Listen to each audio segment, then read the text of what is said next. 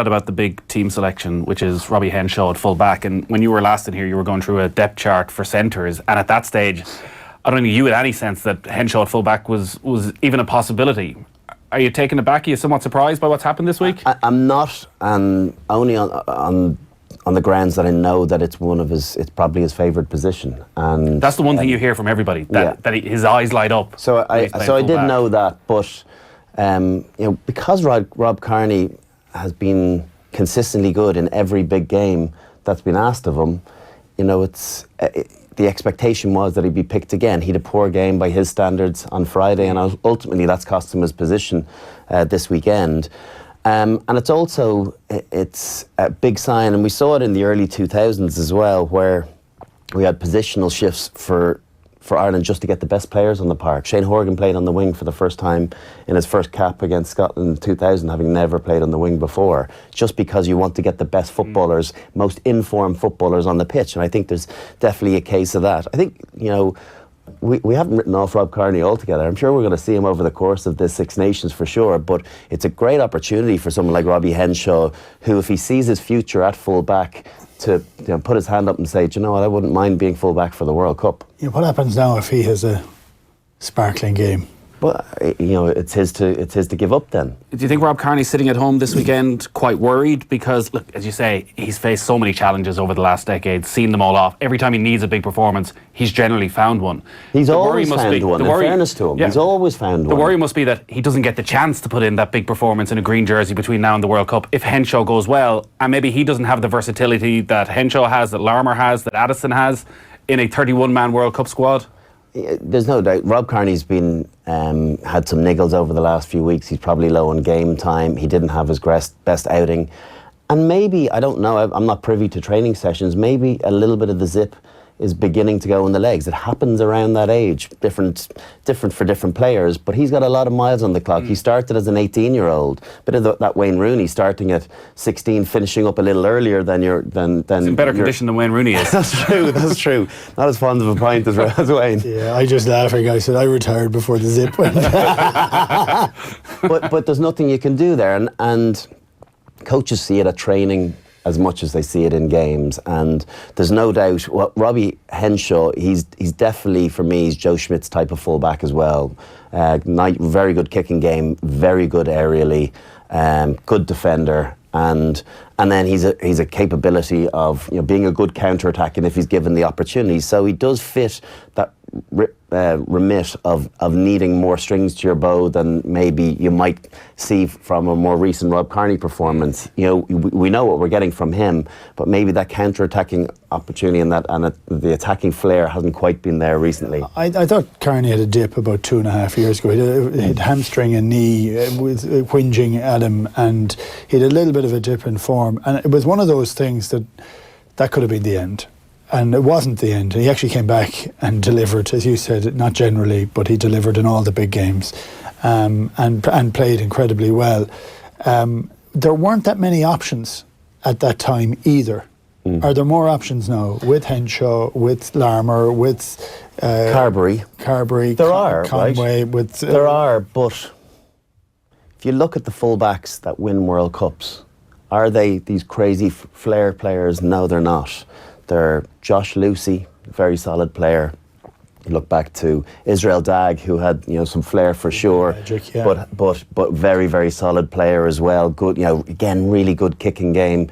Going back to Matt Burke in '99, 2007, South Africa, Percy Montgomery, just really solid, an absolute rock at the back. You're not looking for someone to light it up. Guys who don't make mistakes. That's for the fans to love the Jordan Larmours, but at this moment in time, would you be totally secure in having Jordan Larmour, ticking all those boxes in a big World Cup quarterfinal, semi-final, or final? I think the answer is no. From my perspective, he'll get there, but he's a young lad and with minimal experience, and I think you need someone with big confidence in their ability, good experience, and a group of good core skills across the board to give confidence to everyone else. Does this shake Jordan Larmour's confidence? Because he was the next guy supposedly in the pecking order, and now Joe has a whole variety of different pecking orders for whatever he he deems fit at any time. But so suddenly he's not there.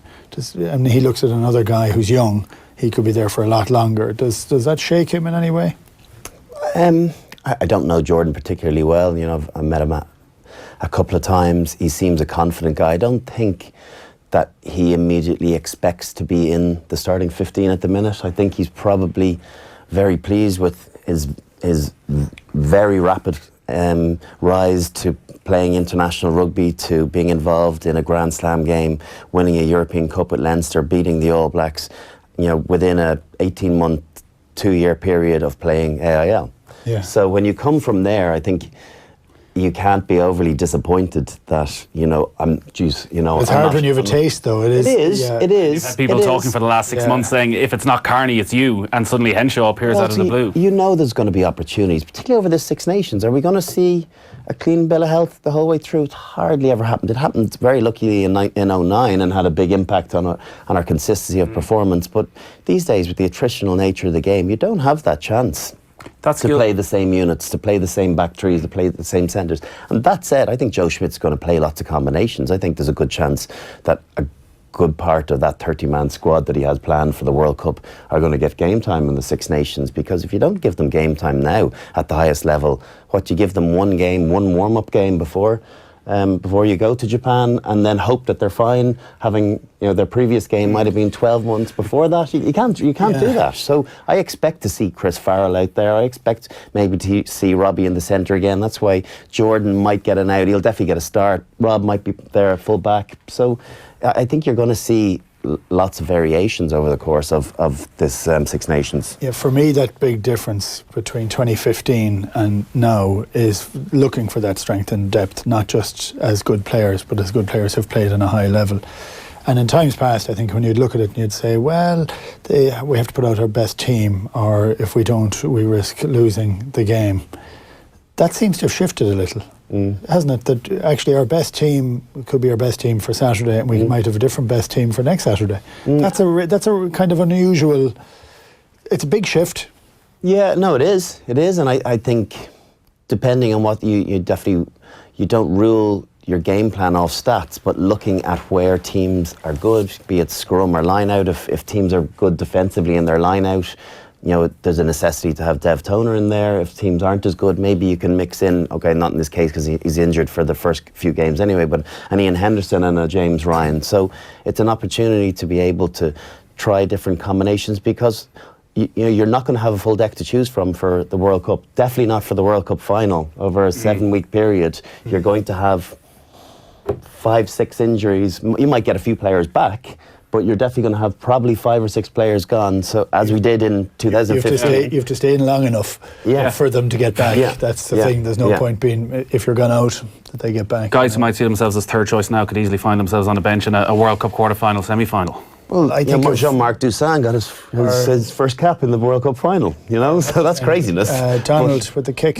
Luke Donald. He hit a lovely little close to 9-iron. He was surprised to get the goal, it has to be said. On Henshaw then at fullback, and Joe Schmidt was saying yesterday that if you look back in his career, he's actually played more minutes at fullback than he has in centre, and I'm sure Joe could put out to the second what he's played at fullback compared to centre. But you talk about the skill set required, and from a solid fullback that plays at a World Cup and gets to a high level, from what you've seen, the little bits you've seen at Henshaw, and he played half an hour against Treviso, I don't think he started the game at fullback since he was with Connacht in a Pro 14 game against Munster almost 3 years ago. Where does Henshaw fit in his skill set at fullback compared to Carney? Where are the areas where he's particularly strong? Where are the areas where England may find a weakness? He'll read the grass cover really well. To be able to preempt where there might be an opportunity for the opposite 9 or opposite 10.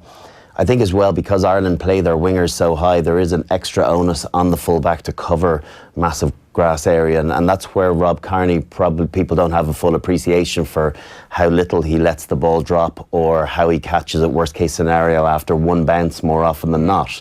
And that's an intuition in being able to read in advance of the ball being kicked where the likelihood of the space is is being created for him to have a concern to get to that space. So I think Henshaw is able to read the game really well. Sorry, is that an intuition that's built up by simply playing in that position week in, week out? I think so. I think there's a footballing ability in there to be able to see it as well. And you'll see most of the time the place for fullbacks to live is in behind the ruck. You know, depending as provided it's not too far out on the extremity, they tend to sit between the 15s. But if you're the general consensus is if you're sitting in behind the ruck, you give yourself a fighting chance of covering both sides. And as I said, Ireland do play their wingers quite high, particularly on Keith Earl's side. He reads it really well, so he gets probably a little bit more help from him than he might get from Jacob Stockdale. He's still learning his defence, and it's probably the last part of his game to fit into that jigsaw, but it's coming on leaps and bounds. He's obviously picked himself up a couple of intercepts, so he's getting in the passing channel, but